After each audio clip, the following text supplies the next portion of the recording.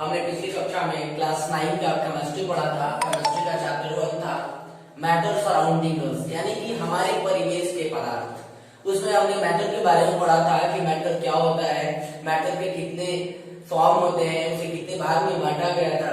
Physical property के आधार पर matter को 3 भागों में बांटा गया था, solid state of matter, the liquid state of matter and the gaseous state of matter, यानी कि पदार्थ की ठोस अवस्था, पदार्थ की द्रव अवस्था और पदार्थ की गैसीय अवस्था।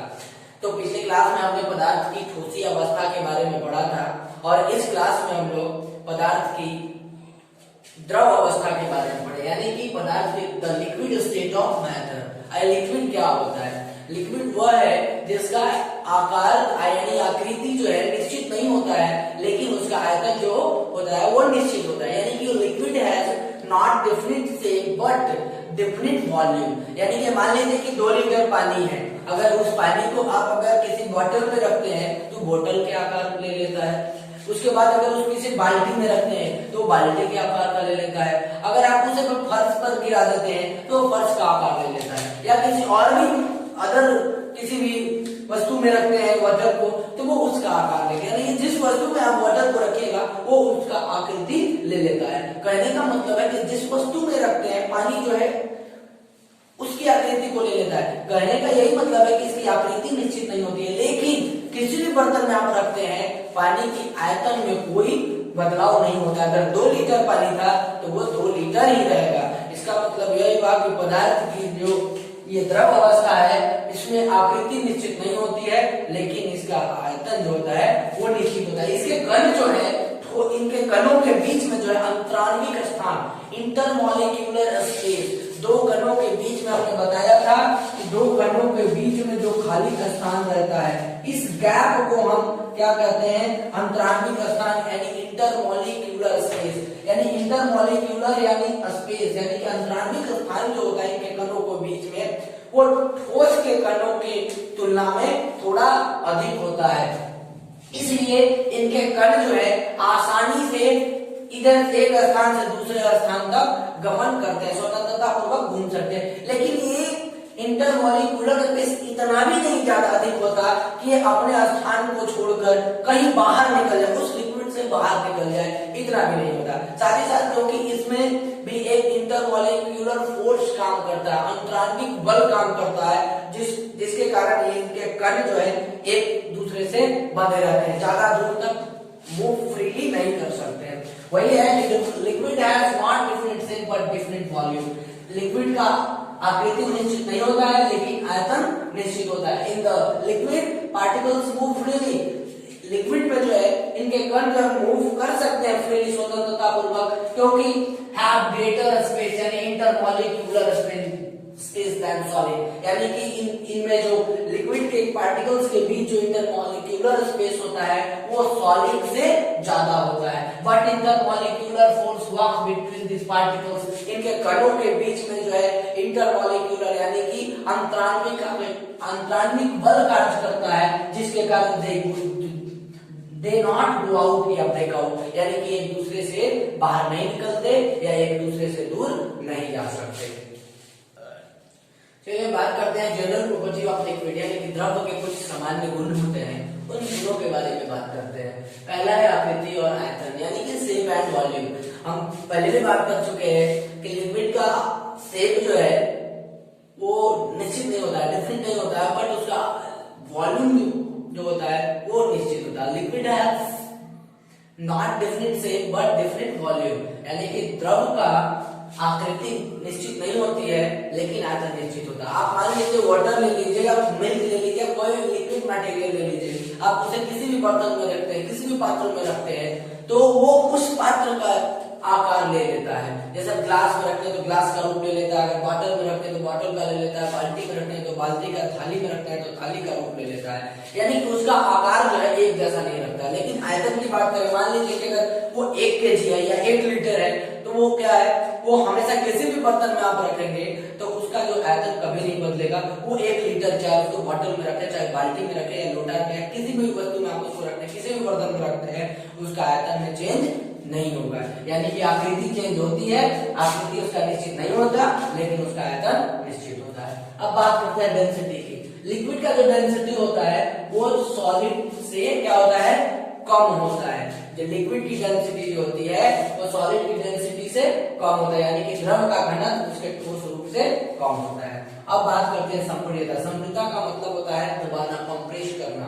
जैसे क्या होता है, लिक्विड कंटेन्स इनकम्प्रेसिबल, यानी कि द्रव में जो है प्राय असंपीड़ित होते हैं, यानी कि इनको दबा नहीं सकते। लेकिन हाँ, ठोस की तुलना में जब बात करें तो ठोस की तुलना में द्रव जो है संपीड़ित होते हैं, क्योंकि इनके कणों के बीच में जो है इंटरमॉलिक्यूलर स्पेस जो होता है वो ठोस की तुलना में अधिक होता है, लेकिन इतना भी अधिक नहीं होता है, इसलिए ये असंपीड़ित कह सकते हैं। लेकिन अगर हम ठोस से तुलना करेंगे, सॉलिड से तुलना करेंगे लिक्विड का, तो सॉलिड की तुलना में लिक्विड जो है कंप्रेसिबल है।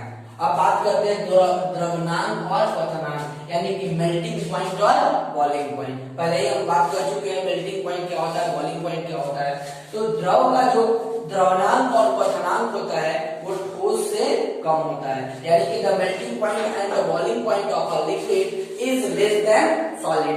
जैसे क्या होता है कि किसी भी द्रव का जो बॉइलिंग पॉइंट मेल्टिंग पॉइंट होता है वो रूम टेम्परेचर से कम होता है, और किसी भी लिक्विड का जो बॉइलिंग पॉइंट होता है वो किसी भी रूम टेम्परेचर से अधिक होता है। अब बात करते हैं तरलता की। तरलता का मतलब होता है फ्लूइडिटी। फ्लूइडिटी मतलब होता है कि अगर हम किसी लिक्विड को अगर फर्श पे हम गिरा दें, पानी को अगर फर्श पे गिराए तो ये क्या होती है, पूरी तरह से फैल जाती है। इसमें बहने की प्रवृत्ति पाई जाती है, जिसके कारण जो है ये liquid is flowing in nature, यानी कि द्रव में क्या होता है, फैलने की, बहने की प्रवृत्ति पाई जाती है। उसके बाद है डिफ्यूजन। डिफ्यूजन का मतलब होता है प्रसरण। प्रसरण का मतलब भी होता है फैलना, मिलना। जैसे अगर लिक्विड में अगर हम कुछ पदार्थ मिलाते हैं, जैसे पानी ले लिए बीकर में और उसमें हम स्याही डालते हैं, तो स्याही डालने के बाद देखते हैं कि स्याही जो है पानी में जाकर मिल जाता है। तो इस तरह से हम क्या पाते हैं कि द्रव में जो है परस्पर मिलने की प्रवृत्ति पाई है, क्योंकि हम पानी भी जो था वो द्रव था और स्याही भी जो था वो द्रव था, तो दोनों जो है जब मिला है तो दोनों आपस में मिल गए, यानी कि द्रव में परस्पर मिश्रित हो जाने की प्रवृत्ति पाई जाती है, क्योंकि इनमें बहने की प्रवृत्ति पाई जाती है। ये flowing in nature, liquid as contain mixing together because it contains flow, यानी कि इसमें बहते रहने की प्रवृत्ति, नेचर है इसका, इसलिए ये आपस में मिल जाते हैं। उसके बाद है द्रव का जमना, फ्रीजिंग ऑफ लिक्विड। अगर किसी लिक्विड को ठोस में अगर हम बदलते हैं तो किसी लिक्विड का ठोस में परिवर्तन ही क्या कहलाता है, ठोस द्रव का फ्रीजिंग कहलाता है, यानी कि the change of a liquid in solid known as freezing of solid. यानी किसी भी अगर हम सॉलिड को ठोस में, लिक्विड में, किसी भी लिक्विड को सॉलिड में बदलते हैं तो वो फ्रीजिंग ऑफ सॉलिड कहलाता है। जैसे मान लीजिए कि वाटर है, वाटर का जो है अगर हम 0 डिग्री सेल्सियस से उसको हम ये करते हैं, यानी कि 0 डिग्री सेल्सियस का मतलब होता है 273.15 केल्विन में करते हैं, तो क्या होता है कि वो जम जाता है, बर्फ के रूप में जम जाता है, तो ये फ्रीजिंग ऑफ लिक्विड कहलाता है। और लेकिन यह परिवर्तन जो है अस्थायी होता है, ऐसा नहीं है कि जब वो जम गया तो हमेशा बर्फ बना रहेगा, वो बर्फ से फिर पानी में बदल सकता है। अब है वाष्पन। वाष्पन का मतलब होता है इवोपोरेशन। इवोपोरेशन में एक ऐसा प्रोसेस है जिसमें जल जो है गर्म होकर जलवाष्प में बदल जाता है। वैसी प्रक्रिया जिसमें जल गर्म होकर जलवाष्प में बदल जाता है, तब उस प्रक्रिया को हम इवोपोरेशन यानी वाष्पीकरण करते हैं। The water change into water vapor due to heating. The water change into water vapor due to heating. This process is as known as evaporation. यानी कि जब पानी गर्म होकर जलवाष्प में बदल जाता है तब यह प्रक्रिया वाष्पन की प्रक्रिया कहलाती है। अब बात करते हैं फैक्टर्स अफेक्टिंग इवोपोरेशन, यानी कि वाष्पन को प्रभावित करने वाले कौन कौन से कारक हैं उसकी बात करेंगे। सबसे पहला है द्रव की प्रकृति, यानी कि नेचर ऑफ लिक्विड। यानी कि नेचर ऑफ लिक्विड की बात करें तो सबसे पहले वो जिस द्रव का क्वथनांक कम रहता है उसका जो है वाष्पन जो है तेजी से होता है। जैसे हम बात करते हैं, एग्जांपल में हम ईथर ले लेते हैं और वाटर लेते हैं। ईथर जहाँ ईथर है, ईथर का क्वथनांक मान लीजिए 24 डिग्री सेल्सियस है और वाटर यानी कि जल का क्वथनांक 100 डिग्री सेल्सियस है। इन दोनों में ईथर का क्वथनांक जो है कम है, यहाँ 34 डिग्री सेल्सियस है और वाटर का जो है वो ज्यादा है। हमने क्या कहा कि जिस द्रव का क्वथनांक कम रहेगा यानी कि the boiling point of a liquid is less than evaporation is fast। अगर जिस द्रव का बॉइलिंग पॉइंट कम रहेगा उसका इवेपोरेशन फास्ट होगा। यहाँ ईथर का जो है वाटर की तुलना में बॉइलिंग पॉइंट कम है, 34 डिग्री सेल्सियस है और वाटर का 100 डिग्री सेल्सियस है, तो ईथर का कम हुआ, यानी कि इसका मतलब क्या हुआ कि ईथर का वाष्पीकरण जो है सबसे पहले होगा, यानी कि ईथर जो है सबसे पहले वाष्पित हो जाएगा वाटर की तुलना में। अब बात करते हैं द्रव का ताप, टेम्परेचर ऑफ लिक्विड, यानी कि जैसे ही द्रव का ताप बढ़ता है, द्रव के ताप बढ़ाने से जितना ज्यादा द्रव का ताप होगा उतना ही फास्ट किसी द्रव का इवेपोरेशन होगा, वाष्पीकरण होगा। अब बात करते हैं, एक जैसे हम एग्जांपल ले लेते हैं, अगर वाटर को हम बॉइल करते हैं, एक हम करते हैं, जैसे किसी का अगर 100 डिग्री सेल्सियस पे करते हैं, अगर उससे थोड़ा कम रहा, अगर 90 डिग्री सेल्सियस पे रहा तो ये इवेपोरेशन नहीं होगा, लेकिन अगर 100 डिग्री पे अगर करें तो उसका इवेपोरेशन फास्ट होगा, यानी कि जितना तेज ज्यादा टेम्परेचर होगा उतना ही फास्ट उसका इवेपोरेशन होगा। अब बात करते हैं किसी द्रव का पृष्ठीय क्षेत्रफल, यानी कि पृष्ठीय क्षेत्रफल, अगर आप किसी बीकर में यानी छोटे बर्तन में अगर पानी को गर्म होने के लिए चढ़ा दें या किसी भी द्रव को चढ़ा दें तो क्या होगा, उसको बॉइलिंग होने, उसको इवेपोरेट करने में बहुत ज्यादा समय लगेगा। लेकिन अगर उसका सरफेस को बढ़ा दें, उसके सरफेस एरिया किसी बड़े बर्तन में अगर हम उसको ये करें तो उसका जो है इवेपोरेशन फास्ट होगा, यानी कि कहने का मतलब है कि अगर द्रव का अगर इवेपोरेशन फास्ट होगा तो उसके लिए उसका पृष्ठीय क्षेत्रफल का ज्यादा होना आवश्यक है। अब बात करते हैं वायु का वेग। हाँ, तो अब बात करते हैं वायु का वेग यानी कि स्पीड ऑफ एयर, यानी कि अगर हवादार स्थान पर हम बात करें तो वायु या जो वाष्पन की जो क्रिया होती है वो सबसे अधिक होती है। क्या होता है, वायु के जो कण होते हैं ये वाष्प के कणों को तेजी से बाहर कर ले जाते हैं, इस कारण जो है ये वाष्पन की क्रिया तेज होती है हवादार स्थानों पर। अब आर्द्रता का मतलब होता है ह्यूमिडिटी, यानी कि the amount of water in presence of air is called humidity, यानी कि वायु में उपस्थित जल के कणों की जो पार्टिकल्स, वाटर के जो पार्टिकल्स होते हैं उसे हम क्या कहते हैं, ह्यूमिडिटी कहते हैं, आर्द्रता कहते हैं।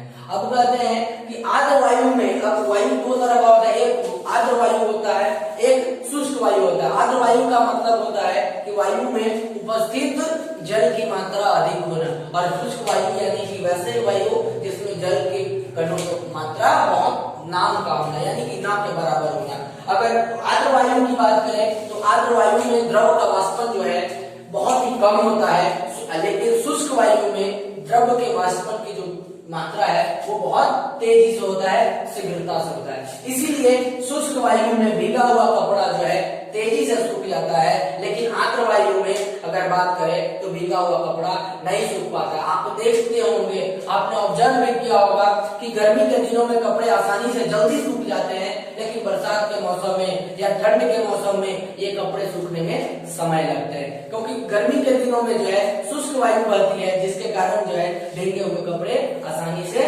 सूख जाते हैं। यानी कि इन humid air evaporation is less but in dry air evaporation is faster, so wet cloth dry quickly in dry air than humid air, यानी कि आर्द्र वायु की अपेक्षा शुष्क वायु में भीगा हुआ कपड़ा तेजी से सूख जाता है। क्या होते हैं कि वाष्पन की क्रिया में ठंडक उत्पन्न होती है, यानी कि इवेपोरेशन क्लोजेस टू लिक्विड। जैसे ही अब उसके ऊपर बात कर लेते हैं कि गर्मी के दिनों में हम कपास के बने यानी कि सूती वस्त्र पहनना क्यों पसंद करते हैं। जैसे ही गर्मी आती है हम लोग सूती वस्त्र या जो भी और भी वस्त्र है उसको हटा देते हैं, उसके बाद कॉटन क्लॉथ यानी कि सूती वस्त्र पहनना पसंद करते हैं, और काफी ज्यादा हमारे शरीर के लिए कंफर्टेबल भी होता है सूती वस्त्र। तो आखिर क्यों, तो कहता है कि गर्मी के दिनों में हमारे शरीर से काफी मात्रा में पसीना निकलता है, गर्मी के दिनों में हमारे शरीर से काफी मात्रा में पसीना निकलता है, और ये जो पसीना है ये हमारे शरीर की उष्मा से क्या करता है, शरीर से उष्मा प्राप्त करके इवेपोरेट कर जाता है, वाष्पित हो जाता है, जिससे हमें ठंडक का एहसास होता है। अब बात करते हैं कि हम सूती वस्त्र जो है एक जल का अच्छा अवशोषक होता है, यानी cotton cloth absorb water, good conductor of absorb water, यानी कि जल का एक अच्छा शोषक है, वो जल ग्रहण करता है। अतः यह हमारे शरीर से निकलने वाले पसीना को क्या करता है, सोख लेता है, शोषित कर लेता है और उसके बाद इसे वायु के संपर्क में आ जाता है, ला देता है। इसलिए हम गर्मी के दिनों में क्या करते हैं, सूती वस्त्र पहनना पसंद करते हैं, क्योंकि इससे हमें ठंडा का एहसास होता है। जैसे आप देख सकते हो, why do we wear cotton cloth in summer, कहता है कि during summer we tend to sweat, यानी कि हमारे शरीर से a lot and cotton fabric absorb this sweat, कहता है कि टेंड टू स्वीट यानी कि हमारे पसीना निकलता है काफी मात्रा में, a lot यानी कि अधिक मात्रा में निकलता है, एंड और कॉटन फैब्रिक यानी कि सूती वस्त्र एब्जॉर्ब दिस स्वीट, इस पसीना को एब्जॉर्ब करता है and helps the body cool down, और हमारे शरीर को कूल डाउन करने में हेल्प करता है। सो कि हम इसलिए we wear cotton cloth in summer. आज की क्लास में इतना ही। कृपया वीडियो को लाइक करें और सब्सक्राइब करना ना भूलें। धन्यवाद।